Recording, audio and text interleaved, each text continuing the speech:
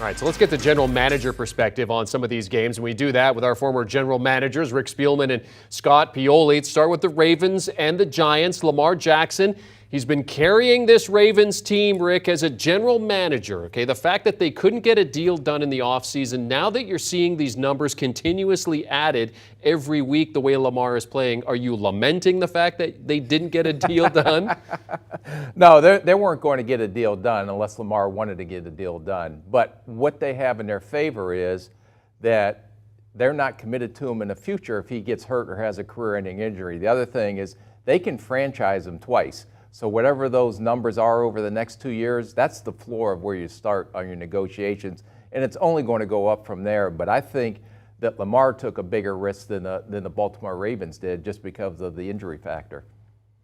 Rick, I completely agree. And the fact is this, that he was smart enough to know that no matter what the floor was just going to get higher with each month, because that's exactly what happens. Every time another deal got done, the floor for his deal got done. Then when the Browns contract got done for their quarterback, there was all that guaranteed money. And that's what really stalled things. I was in Baltimore Ravens training camp this summer, talked to Eric DeCosta. He felt the deal was going to get done. Coach Harbaugh thought the deal was going to get done. Lamar kind of felt like he was going to get it done. But when that contract came in with all of that was completely guaranteed, it really stung the process. But again, Lamar Jackson's a very, very smart guy. And again, he knew that no matter what the best deal was today, a better deal is going to be around tomorrow. And that's what he's relying on. Is he taking risk? Yeah, he is. But the reality is this. Even if he gets hurt and he has a horrible injury, we've seen this before, the quarterback contract will get done. So to me, he took a risk knowing that he was still going to get a contract. So, Scott, is it your belief that the Deshaun deal, if that had not happened, that Lamar would have signed with the Ravens, that this would be a done deal? I think it would have been a much greater likelihood that it would have been done. Again, I'm not real good at predictions, but I believe it would have had a chance to get done. But once you throw into the mix a completely guaranteed contract and that number, again, high tides raise all boats. Once that was done, every other player feels like they should get it. Hey, there is precedent that has been set now. So I really do believe that one threw things off kilter, which is why I think you saw the reaction that you did, not only from general managers and head coaches, but from the owners, because fully guaranteed contracts are not a thing for the NFL right now. And I thought when the Russell Wilson contract got done, that would get Lamar off wanting to have all that guaranteed money because it was Russell Wilson. But right. Now what you're seeing is Russell Wilson's not playing very well. Yeah. So that's just helping Lamar Jackson in his argument. Yeah, and another guy who got a contract, Kyler Murray, as well, right? And certainly there's been some criticism for Kyler Murray this season so far. Ravens at the Giants this week, and if I'd have asked either of you who would be 4-1 through 4 games, I don't think the answer would have been the Giants. Scott, the team declined Daniel Jones' fifth-year option, which means he becomes an unrestricted free agent in 2023. Based on his play, are you maybe looking at an extension for him based on what you've seen? Well, I think they will be looking at that. And this is going to be a really interesting decision because the one thing, and Rick knows this so well, when you have a quarterback, great. If you don't have one, or you put yourself in a situation where you don't have one, good luck with that. And right now, I think the Giants did the right thing at the time. People will look at this retrospectively and say, oh, they shoulda, woulda, coulda, shoulda. It would have been nice to have that leverage of the 5th year and have that, have him under control, so to speak, or have the leverage in the contract. They chose not to. But I still think, here's the thing I think about Daniel Jones. He's a very, very smart young man. He's a smart player. He's also smart enough to know that Brian Daboll has a history with Jalen Hurts, with Tua, both at the University of Alabama, Tom Brady. Oh, and by the way, he helped develop Josh Allen up in Buffalo. I think he'll pay attention to those things and understand that he went through a very rough first couple of years. And he knows now that he has a good coach that understands his strengths, understands his limitations. Maybe he should stay there. I'm not saying he should take a home team discount. This season may put things in perspective for both sides. Yeah, and what I would build off of that is that they were probably, from a front office perspective, when they were talking before this, they saw that Cleveland did exercise the option on Baker Mayfield, and they kind of got stuck behind that number. Here you had a new regime coming in, so they were patient, just said, let's see what happens.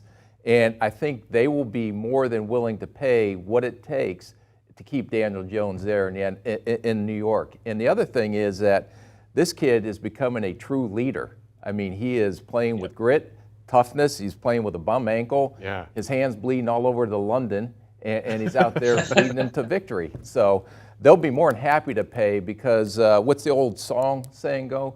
Love the one you're with. Oh yeah. Oh, because I don't know what's the options of it if you don't love the one you're with. Yeah. You can't create a problem for your franchise. And Rick, I love that you brought up the point about the Baker Mayfield situation, because not only was that probably in their head, but the fact is this: they had just arrived. And Rick, you know what it's like when you first get on the job. You're there, you're trying to evaluate your own players, you're trying to prepare for the draft, you're trying to prepare for free agency. You're also trying to get your entire organization on the same page. There's so many things that are happening. You have to make a lot of decisions in a very short time that have timelines on them. So I think the Baker Mayfield thing, to your point, is very accurate. And I also think it was a very, very critical time where they didn't have a whole lot of time to figure things out. The 3-2 Ravens at the 4-1 Giants. This is a big game, so we're giving it the Job 4 treatment. Presented by Jiffy Lube. The Giants wide receiver group, one of the most banged up in the league, and since the start of last season, they've combined for just 6 receiving touchdowns. 6. So the 4-1 record has been all about a rejuvenated Saquon Barkley. What kind of a job is this for Saquon Barkley this week against the Ravens, Rick? Yeah, well, he's the whole key. Besides Daniel Jones, he's the whole key to their offense and a critical piece of it. And he's had a resurgence, but I want to go back and reflect what Daboll has done as a head coach. And I talked to some people inside the Giants organization, and I asked, what's the difference? Why all of a sudden is everybody buying in? And Daboll goes and meets individually with each player. He wants to get to know them as people. He wants them to trust. And as you keep winning, and they've been winning close games, and the 2-point conversion against Tennessee and the big win last week in London, the players are buying into what he's selling. But they believe and trust in him, not only as a head coach, that he has the best interests for the players at heart, but he's doing a great job. And I don't want to skip Wink Martindale, what he's doing with that defense. They're doing a great job putting these players in position to win games on Sunday.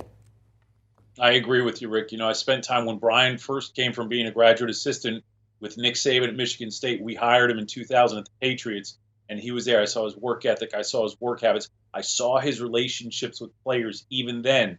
All those years later, he and I connect again. He's our offensive coordinator in Kansas City for one season, and Brian had the same personality, the same thing. He wants to know his guys because he genuinely cares about them, but he also wants to know what makes them tick.